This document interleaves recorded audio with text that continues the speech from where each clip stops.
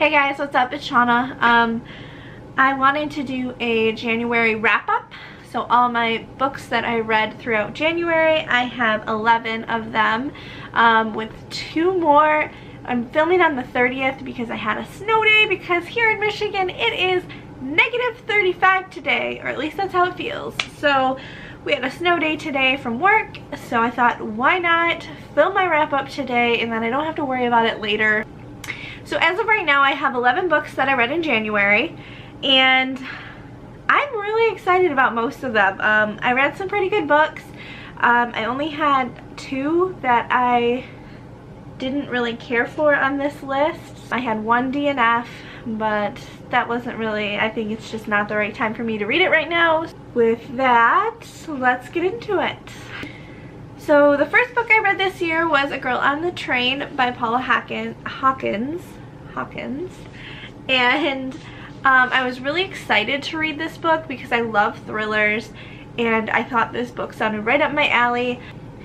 Basically, this follows a girl named Rachel who rides a train every day to work.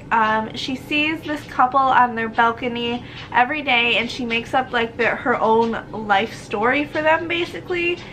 And then she sees the girl cheating on her husband, and the girl goes missing. So this is basically Rachel trying to figure out where this girl went and helping the police, while it involves some of her past as well. So it's really, the premise sounded really awesome to me, but it just did not deliver.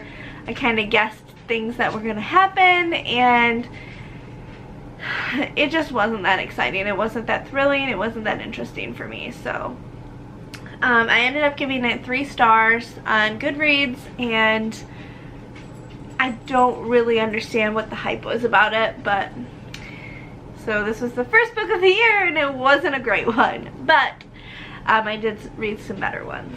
The next book on my list was The Hazelwood by Melissa Elbert. I enjoyed this book enough. It was really slow to start. So this is about a girl named Alice who spent most of her time with her mom, running from all the bad luck that they have. Her grandma is like a famous author, but she's reclusive and doesn't have any contact with Alice. Her mom goes missing, and she's forced to pair with a longtime fan and her classmate, Ellery, and they basically go searching for her mom. And she realizes that the stories that her grandma told weren't all fake. So I was really excited for this book because it's kind of like a dark fantasy. But it was really slow, and it didn't quite get to the fantasy stuff until you're like 2/3 into the book. So that was kind of slow, and then it all felt really rushed when we finally got to that exciting stuff. So I ended up giving this book a 3-star as well, because while yeah, it was really interesting, it just wasn't quite that point where I thought it was anything more than average. So the next book that I read is some books that I've been meaning to pick up because I know they're right up my alley, and these probably aren't books that are that great of fiction, but they're just fun reads, and that is the Selection series by Kiera Cass. These are trashy in the most loving way. Like, I'm obsessed with The Bachelor, and that's basically what these books are, and I just love them for what they are. I know they're not great, but I just love them so much. I read both of these this month, and I'm hoping to get to the one in February. Like, it'll probably be one of my next reads. So I really love these books. I think I gave them both 4 stars, but they are what they are, and I love them. So if you don't know, this book follows America Singer as she places herself into this competition for the Princess Heart, and she does it for money for her family, and she doesn't think that she's actually going to get selected. When she does, she realizes that she might actually have a thing for the prince, even though she just left her longtime boyfriend at home and they had just broken up, and then he gets a job at the palace, so it's just a lot of drama and love triangles and all that wonderful trashy YA stuff that we just love, okay? So if you haven't read these books and you love that kind of thing, then these are perfect for you. The next book I read was To All the Boys I Loved Before. I thought this was a really cute story. The one thing I will say is I did read it with an audiobook, and if it's just the audiobook, then maybe I would pick it up again. But Laura Jean's voice was so annoying. She sounded like she was like as young as Kitty sometimes. And I was just like, the dialogue was just, she was so whiny, and I just couldn't anymore. I did give the first one 4 stars, but I did pick up P.S. I Still Love You, and I ended up DNFing it because I couldn't do it anymore. It's not that it was a bad story, it's just I don't like a lot of straight love stories. I like a little bit of fantasy in them, like the selection has the, you know, royal court and things like that. So I DNF'd it for now. That's not to say that I won't pick it up again in the future. The next book I read was Wonder Woman by Leigh Bardugo. I really liked this book. I really did. This book follows Diana. She tries to prove herself as the legendary warrior princess. She is running this race when a boat crashes outside of her island, and she hears the people screaming, and she can't help herself but go try to save someone. She saves this girl from this wreck, and she ends up being the warbringer, and so this is basically them trying to cleanse this girl so that she doesn't have to die. So it was pretty good. I haven't read the original comics, and I have yet to see Wonder Woman in the theater, so this was my first real experience. Like, I know who Wonder Woman is, I know what she stands for, I know the basics of her, but this was my first experience with Wonder Woman, so I really enjoyed it. But I have heard that people who have not or know more of her story didn't enjoy it as much because it's not the original characters that they knew. I did give this book 4 stars. I really enjoyed it. I'm planning on getting to Batman and Catwoman in February, so really excited about these books. The next book I read was King's Cage by Victoria Aveyard.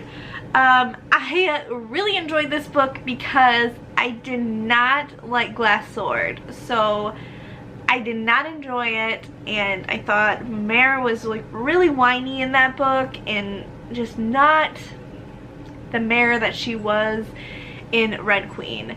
And so I really liked King's Cage because I felt like we got a different side of Mare where she's this strong woman again, and I just loved it.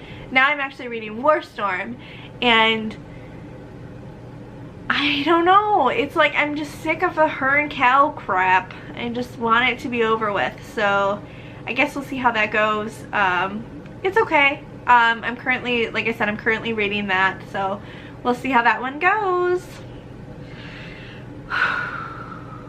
Guys, the next book I read was easily my least favorite book of this month.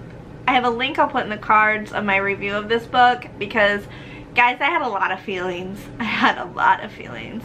And that is Everless by Sarah Holland. This book was not for me, or I don't know, it was a lot of plot hole things that I had problems with. So mostly though, it was Jules and her personality and her irrational thinking. I won't go much into it because I don't go on a tangent again, but if you want to check it out, I'll link it in the cards. A 2-star review for that one. The next book I read was A Lady's Guide to Petticoats and Piracy. This follows Felicity Montague as she explores the world and tries to become a doctor. So this was a pretty good read. I originally rated it 4 stars. It's probably on the lower 4-star review now that I've had time to think about it. But I also did a full review on this book, so I won't go too much into it. I'll link it again up in the cards, and you can go check that out if you're interested in hearing more about this book. Oh, this is like... I am so excited about this book because it was so good and it caught me by so much surprise.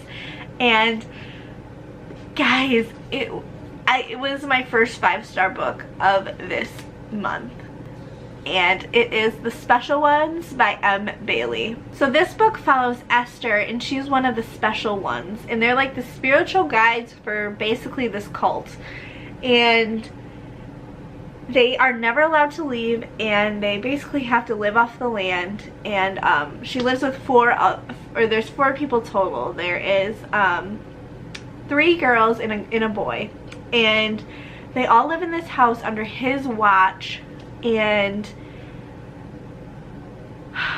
that's all I can really tell you without giving more spoilers. But it's so good. There were so many surprises in this book, and it's not very long. It's only like 200, I think maybe, yeah, 297 pages. So it's not that long, but guys, it's so good. If you love thrillers, this is a YA thriller, and I cannot recommend it enough. It was so good. It blew my mind. I loved it. I loved every part of it. I just loved it. I was gonna do these reviews like one good thing, one bad thing, quick, but I just love this book so much. I am probably gonna read it again because I read it so fast that I just want to be able to see everything again, and I just love it. So if you haven't had a chance, pick up The Special Ones by M. Bailey. The next book that I read, and I just finished this one the other day, was Heartless by Marissa Meyer. And let me just tell you, I live for this ending. I thought it was pretty good. I was going to give it 4 stars, but the ending, it really just gave it that extra star. I live for this ending. I loved it so much. Basically, this is an Alice in Wonderland retelling, following the Red Queen, or the Queen of Hearts, and I loved it so much, so much. I don't know what else to say. Like, it was whimsical in the beginning, and then it was, you just really saw the progression of the character and why she is like she is, and it was pretty good. It was my only other 5-star book this month, so it was good, guys. So go pick this one up. And the final book, which I'm hoping to finish by the end of this month, so I've got like 2 more days, and it might not happen, but it's The Elysian Prophecy by Vivian Reese. It's kind of starting out kind of slow, but I'm thinking it's gonna start picking up about right now where I'm at. So this follows a brother and a sister after their father is attacked, and the sister gets kidnapped.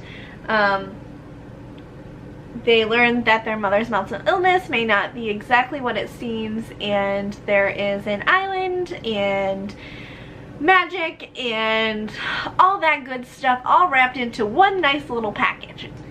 We'll see how this one goes and if I can finish it by the end of January. So that's all I've got for you today. Thank you so much for stopping in. I post videos 2 to 3 times per week all about books and writing. So if that sounds good to you, I'd love it if you would like, comment, and subscribe below, and we'll see you guys next week. Bye!